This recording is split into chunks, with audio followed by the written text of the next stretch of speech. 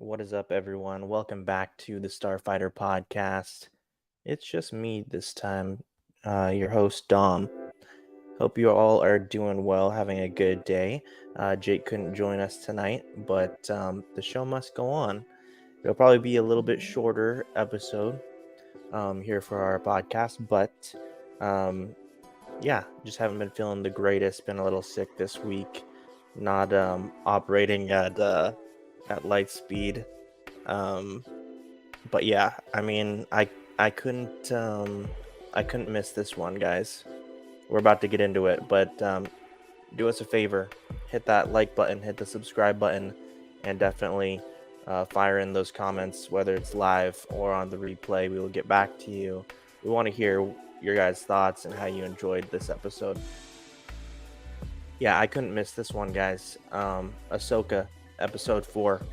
We're just gonna get right into it. 10 out of 10 episode for me. I'm just gonna say that right now. And I've seen a lot of reviews online. I've seen a lot of different polls and like surveys.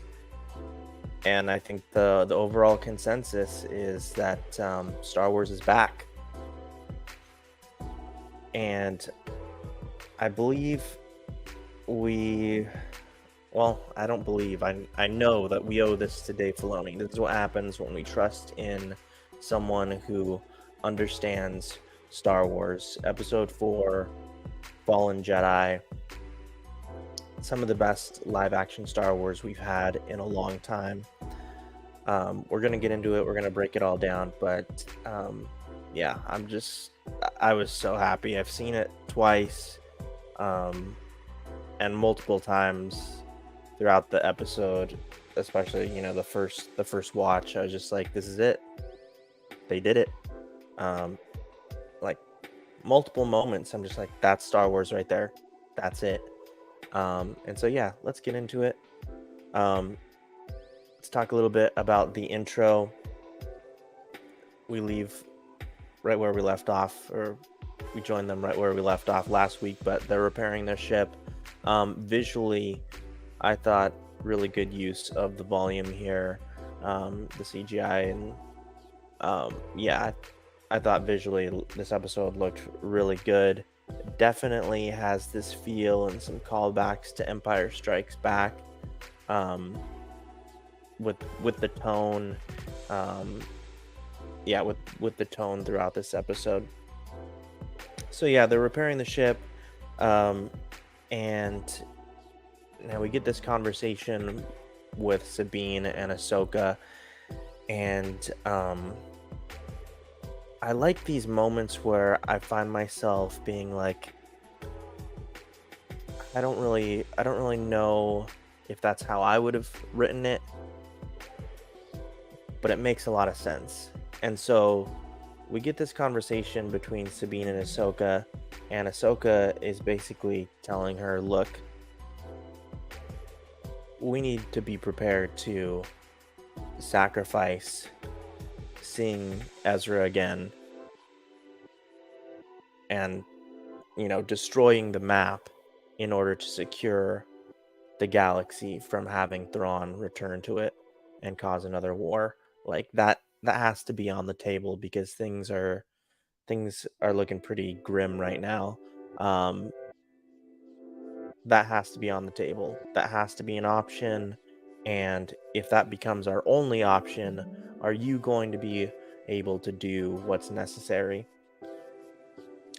And Ahsoka, she's kind of hesitant about where Sabine's at on all of this, and rightfully so, because Sabine has a lot of attachment to Ezra, and so that's why she brings it up. And Sabine is trying to play it off and tell her, yeah, like, I can handle it, if it comes down to it, you can trust me, that sort of thing. Moving forward, really cool scene here. Hu Yang is again repairing the ship, and the assassin droids come out. Hu Yang can throw some hands, and I thought it was a great scene. He's become one of my favorite droids. I think he's just really awesome. So yeah, shout out to David Tennant. Shout out to him, and yeah, he starts fighting back. Really cool scene, and this is kind of where everything is starting to build up here, and just some great lightsaber battles in this episode. Like really great lightsaber battles. Putting the sequels to shame. But yeah, so Ahsoka faces off with Merrick, and I've got I've got plenty of good things to say with this. I think interesting takeaways here. Ahsoka facing off with Merrick, and we'll just stay on that for a minute. But again, really cool battle and sequence. The moment that she is able to get the better of him, um, this is kind of a callback. I don't know if anyone else caught this, but she basically performs the same maneuver that Obi-Wan does to kill Darth Maul. Just very calm and collective, waiting for him to strike. Dodges and just one slash all the way through. Um, yeah, very reminiscent of the Twin Sons episode in Rebels. Was really awesome. Now, I think what's really interesting here, and I don't know if they're going to really touch on it much later on, but what's really interesting, well, even before that, real quick, I was okay with Merrick not being anybody big. I know there's so much speculation. Is he Ezra? Is he Starkiller? Is he so-and-so? Looks like he was just another bad guy. He was just a henchman, just an old Inquisitor or something like that. Kind of a nobody, right? I was okay with it. But what is pretty interesting about it, and I don't know if people caught this either, but after she slashed him, you start to see like this dust, leave his body, the smoke, and you hear his voice cry out, and I don't know if it's confirmed yet either. It sounded an awful lot like Sam Witwer, so I still think that it's very possible that he's the one that voiced Merrick. But what's interesting about the smoke too, and especially for those of you guys who have seen the Clone Wars episodes with the Night Sisters, um, now Savage, Darth Maul's apprentice, and Darth Maul, who is also Darth Maul's brother, um, when he's killed in Clone Wars, the Emperor kills him. Very similar thing happens to him. This smoke leaves his body. Now, this doesn't happen with Darth Maul, but the two of them are both from Dathomir. They're both Zabraks. But from what I understand, Savage had more of a tie to the Night Sisters and maybe had like some of that magic going on that they do. So I just think it was very interesting because it looked very similar to that. And so I'm just kind of wondering if maybe, Merrick could have been a Zabrath as well. And, maybe have ties to the Night Sisters and Dathomir as well. But maybe we'll find out. I don't really think that they're going to touch on it. I think that's pretty much going to be the last of it. But who knows? Maybe Dave Filoni will shed some light on that later on. Could be interesting. All right, so that was the battle with Ahsoka and Merrick. Now let's talk about Sabine facing off against Shin. I've always loved Sabine. I am liking her in the series. At times, the portrayal of her has like fallen a bit flat for me. But I still do enjoy her, and I enjoy the actress that plays her. Shin, I've become a huge fan of. Um, like she's just awesome. I just find her and Balin like the most interesting characters in this show. And yeah, so the battle between Shin and Sabine, we get to see round two. They get to run it back here. I thought that this was really cool. I thought it was done very well. Obviously, we saw towards the beginning of this episode, Sabine suits up in all of her Mandalorian gear, and she's much more prepared this time. In episode 1, when she first faces off with Shin, she has to fight, only with a lightsaber. She has to try and fight as a Jedi. She's not a Jedi yet. Not quite yet. And she's been very rusty. This time, she's been practicing with Hu Yang. She's been practicing with Ahsoka, like we saw in episode 3. But then also, she has years of experience fighting as a Mandalorian. So this time around, she's able to hold her own even better. I think that's very apparent. Stand her ground even better against Shin and give her a little bit more of a run for her money, because she doesn't just have to fight as a Jedi would, but she's able to fight like a Mandalorian that she is. So, she starts by chasing her down because she pulls out both of her blasters. The firing on those blasters are very quick. I think we all caught that. But yeah, she's very fast. So, like, Shin can reflect, but there's not much putting her Sabine in danger, because even if she reflects, she's got the Beskar armor, so she's good there. So she's chasing her down and just firing off. Well, finally she does have to end up fighting with her lightsabers, and so now it's a lightsaber battle.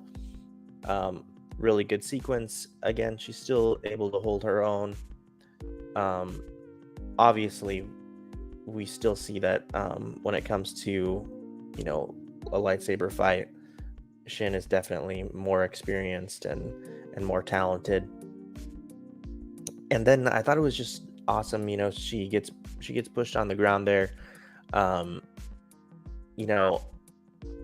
I guess I can't really tell. I believe that she tried to kind of use the Force, but at the same time, which is when Shin, says to her, like, you don't have any powers, right?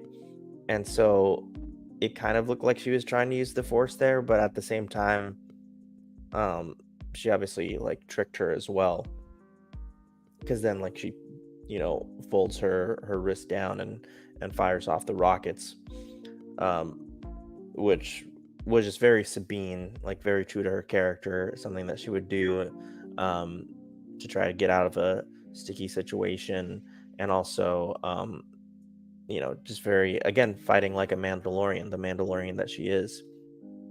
And if you know her character from Rebels, like, she's a good Mandalorian warrior, probably one of the best. So yeah, really great battle here. Ultimately, this is when Merrick is killed, and then Shin is kind of like taken back because she didn't see that coming, and so supposedly that they had some kind of connection there. She seems like sad to see Merrick die. So ultimately, this is kind of where that battle starts to end. Ahsoka goes. Sabine tells her to go after the map, right? And they're fighting a little bit more, Sabine and Shin, but so the rockets were shot off, and then Shin throws, like, we know that we're up against the clock here, and so Shin throws like some kind of smoke grenade to get away and to run off and help Balin.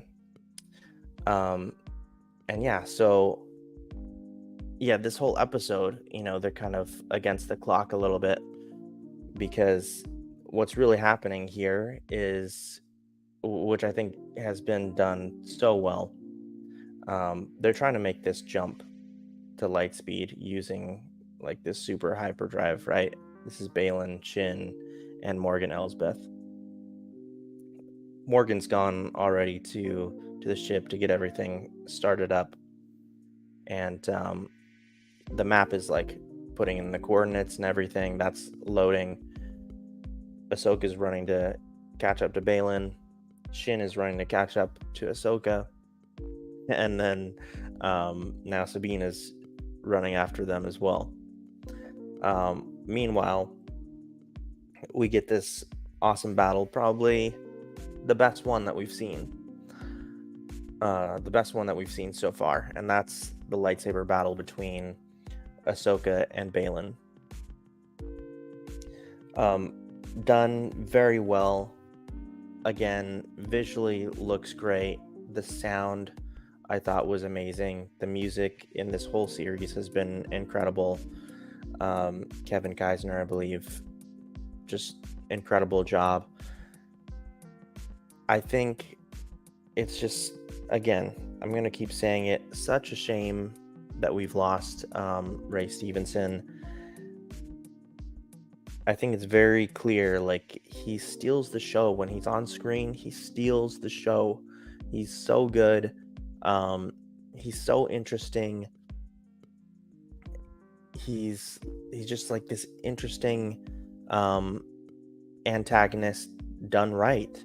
And again, this episode was entitled Fallen Jedi. Obviously applies to him. It also applies to Ahsoka.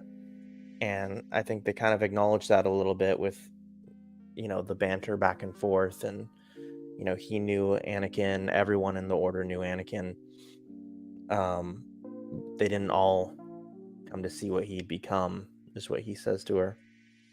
And she's like, I'm not here to talk about the past. Like, I'm here to take you out. And so, yeah, they face off.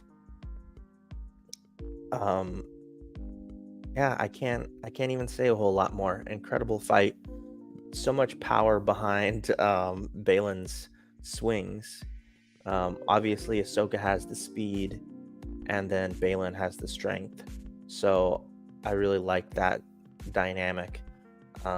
And a lot of, these elements and callbacks to like samurai sword fights as well, with these moments of just showing this patience and taking their different lightsaber stance for just a minute, and kind of waiting things out just a minute, taking a breath, and then going into their sequence. But yeah, so much power behind Balin's swings, and I think he basically has her number for just about the entire fight. She ends up getting a couple good hits in, and kicks him on the ground, and then we see that just frustrates him even more, and then he comes out swinging even harder, and he's just pushing her further and further towards this cliff, right, overlooking the water. And yeah, meanwhile, Shin comes in there, and when Ahsoka sees Shin, behind them, she immediately assumes that, Sabine is dead. So a quick, forced push, and she knocks out Shin. Well, then, a couple more lightsaber clashes, then she sees Sabine, and Sabine grabs the map. She's about to destroy it because Ahsoka wants her to destroy it. And again, like, she's just really pinned at the edge of this cliff here, and Balin gives one final, really strong swing, and slashes her off the cliff. And yeah, that appears to be the end of Ahsoka for now. And so this is a really interesting moment as well. And I had mixed feelings at first, but I got over it. This conversation now between Balin and Sabine.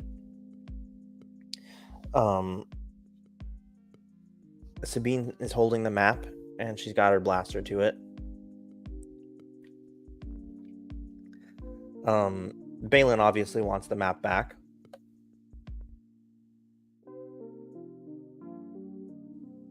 Sorry, I had to clear my throat there. Balin obviously wants the map back, and Sabine's conflicted. Again, Balin's character is just done so well. Like, he's able to convince her, and just like, I guess, really manipulate her. And throughout this conversation, as he's trying to convince her, I think it's safe to say that he's tapped into the Force to where he understands key facts about her life and her feelings. He mentioned things he knew about her family and how they died, and how that affected her relationship with her and Ahsoka, and mentioned her attachment to Ezra and how bad that she wants to be reunited with him. And so he's playing on all these things, and he's convincing her, like, I promise you, we'll spare your life. You don't need to worry about that. You can come with us willingly, he says. And you're going to be reunited with him. I give you my word. You will see him again. You know, they have this common goal to make this journey. And yeah, ultimately she gives in. Again, at first I had some mixed feelings on it, because we as the audience, we all know, like, okay, this is not good, Sabine. And I think in the back of our minds we're kind of like, no, please don't do it. Like, don't hand him the map, right? But I think it really shows how much she loves Ezra, how badly she wants to see him. And the more I thought about it too, if Ahsoka was still there, and you know, if she was still in the picture, then maybe that would change for her decision there. But at this point, you know, she's probably assuming that Ahsoka's dead, right? And then the other thing that I was thinking about too is, if she destroys the map or tries to run away with it or something like that, like, there's no escape for her at this point. Like, think about it. She's a goner. And the only thing for her to really do is to give in and hand over the map. So that's what she does. And yeah, and then immediately after that, she starts to get force choked by Shin, who's gained consciousness again. So Shin starts choking her out, and Balin tells her, knock it off, right? So then the three of them go to board the ship. Oh, and really quick, I wanted to mention too, people have been speculating that Shin is going to turn good. I certainly hope not. Again, not everyone needs to have these big turns from good to bad, right? And yeah, her character is just so great the way she is. Like, we don't need that. We want both her and Balin to stay bad, and yeah, be the antagonists that they have been so far.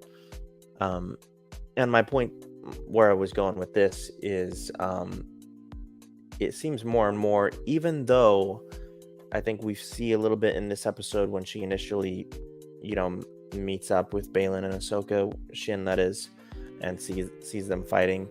Balin tells her to grab the map before she gets knocked out. We see some hesitation there. And we also see some hesitation, I believe, in the first or second episode with Shin, because she's hesitant about the plan and mainly serving Elsbeth and Thrawn. She's not too confident in that. But I think that she continues to go down this path to where she's leaning more and more towards the darkness. And I don't think that she's going to turn to the light side. It looks like she's going down this darker path. So I think that's a good call. I think it's very good for the story. All right, so the three of them, Shin, Balin, and Sabine, now go to meet up with Morgan Elsbeth on their ship. And, they're getting ready to make this jump to this new galaxy somewhere far away to find Thrawn and Ezra, since he'll be there. And we see Hera and her squadron come out of hyperspace, and they're gonna try and stop them, right? Well, Elsbeth is like, nope, just ignore them, and they make the jump to hyperspace, and they just blast right through the squadron, killing off a few of the fighters there. And real quick, I wanted to mention this earlier, I forgot to. This whole thing about this plot device with the hyperdrive, like this super hyperdrive, it's stuff like this, I think, that works much better than, I feel like a lot of people can agree with me on this. Things like this work much better than doing like a rehash of the Death Star over and over. And like, oh, they're trying to destroy a planet. I think it's more interesting how they've taken like a newer piece of technology, and like this plot, or this big plot point is like, it's not so much about a planet or something that they're trying to destroy. It's this technology that they're trying to build, and then what can they gain from that? Like, where can they go from there? That's what's really dangerous about these people and about what they're trying to do, not about this Death Star or this base that's going to destroy a planet. I think this was a really smart choice, and yeah, I think they handled it really well. So again, they make the jump to light speed, and yeah, just blow right past them.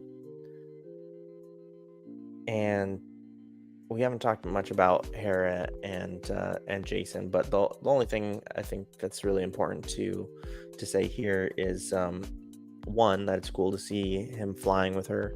We saw that a little bit in Rebels.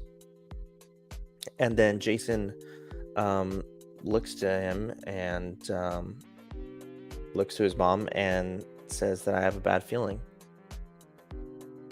And I think it's very similar to the whole I have a bad feeling about this type of deal. And I think it also hints to, the fact that he is force sensitive, of course, Kanan being his father. And so I think it hints towards him already having some force abilities. So I think that's, really cool and really interesting. So maybe we'll see a little bit more of that later on. Let me know your guys' theories about a lot of these different things, about what I just said about Jason. Let me know your guys' theories in the comments section later on. Would love to hear it. We're getting close to the end of our breakdown on our review here. And I think this is where, the most incredible thing happens for this episode. We go back and we oversee the planet Ceto. That's where this episode takes place, the planet Ceto. And we see that cliff again by the water. You start to like pan out into the water, right? And the waves start to turn into like the space and atmosphere. And we see Ahsoka lying down. And I think for some people, this is going to be a little confusing at first. Again, and I probably need to do a little video on this too, but Ahsoka, she wakes up, she stands, and this place that she's in is from Rebels, the Rebels TV show. This is called The World Between Worlds, and basically Dave Filoni created this place to where everything in the Star Wars universe ties together, and everything is just like connected and woven together. It's sort of, in a way, this tool that can also be used to implement time travel in the Star Wars universe. It's that, but it's also more than that. It's really interesting. I'm a pretty big fan of it. I think it's really cool. I don't know if I'm a big fan, but I'm a fan of it. I think it's really cool and it's really interesting. For the fans like me who have already seen Rebels, we already knew about it. We saw it a couple times in that show. But for fans that haven't seen it, again, I'll probably do a little episode and like a little breakdown on it, but for the channel. But I'm sure Dave's going to explain it just well for the casual audience, or the more casual audience, people who haven't seen Rebels. He'll have a good way of explaining it later on in the next couple episodes. So anyways, she wakes up in the world between worlds, and just an awesome moment here. I mean, we already knew that he was going to be in it when we saw the trailers, but to finally, I guess we didn't know for sure if we would see him in person. We heard his voice in one of the trailers though. So she stands up, she turns around. Well, right before she turns around, we hear a voice, and he says, "Hey, Snips." And again, great callback to the Clone Wars, which that was her nickname that Anakin gave her, forever ago. So she turns around. We get this reunion with Anakin and Ahsoka, and they both smile back at each other. And that's how our episode closes out. So incredible. And a couple of really noteworthy things here. And you guys let me know what you think about both of these things. Let me know in the comment section. Anakin's lightsaber hilt. It's not his normal lightsaber. It's more black than it is full on silver, like his episode 3 lightsaber. It looks a little bit more like his Darth Vader lightsaber. So that was definitely interesting. And then the other noteworthy thing is right after, things like go to black, we hear the Vader theme for just a second. And it even says it in the closed caption, but yeah, we get to hear Vader's theme. So that opens up for more speculation and theories on, is that really Anakin? Is it, her imagination in a sense, or like some other version of Anakin? Are they going to face off and have a battle between them? So many theories, and yeah, I wish Jake was on here because I wanted to get into some other possible theories about like um, the episode of Clone Wars. There's these three figures, and him and I have talked about them. But there's the father, the son, and the daughter. And the son represented the dark side and the dark side of the Force, and they had like an interesting altercation on the planet of Mortis um, in that arc in Clone Wars. Really, really interesting episodes, and those episodes are definitely part of the crucial must-watch Clone Wars episodes if you're going to um, do yourself that favor and go back and watch Clone Wars. You need to see those Mortis episodes. Um, so yeah, that's another theory too, that maybe Anakin in this world between worlds here, he's taken the place of the son and is like implementing this, like the embodiment of, the dark side of the Force. Um, I don't know if I'm necessarily leaning towards that. I'm not exactly sure. I think what I want is for them to have more of a positive interaction here, um, because I think that'll hit home more. Because the last few times, or at least the last time, they had that battle in Rebels, but um, I guess we don't even know exactly if Ahsoka knows that Anakin turned back um, to the light side, and so I think it would be really nice, and I think it would help things to go full circle. Um, and I think it would be really cool for like when this is all over for Ahsoka to have this option basically to kind of like call back on her old master as a Force ghost um, from time to time, kind of like Luke and Obi-Wan in the original trilogy. And another thing I will point out here too is people might be wondering why he wasn't glowing blue. Like, why wasn't Anakin a Force ghost? In the world between worlds, they don't appear as Force ghosts, or they don't have that same form for whatever reason. Um, I know this because Ezra meets up with Yoda in the world between worlds in Rebels, and again, the same thing. He was not lit up. They don't have to be. It's just a little bit different. Some different rules going on here. It's not the real world, so that's interesting. Also, question I would throw out there for you guys: is Ahsoka dead, and that's why she's in the world between worlds?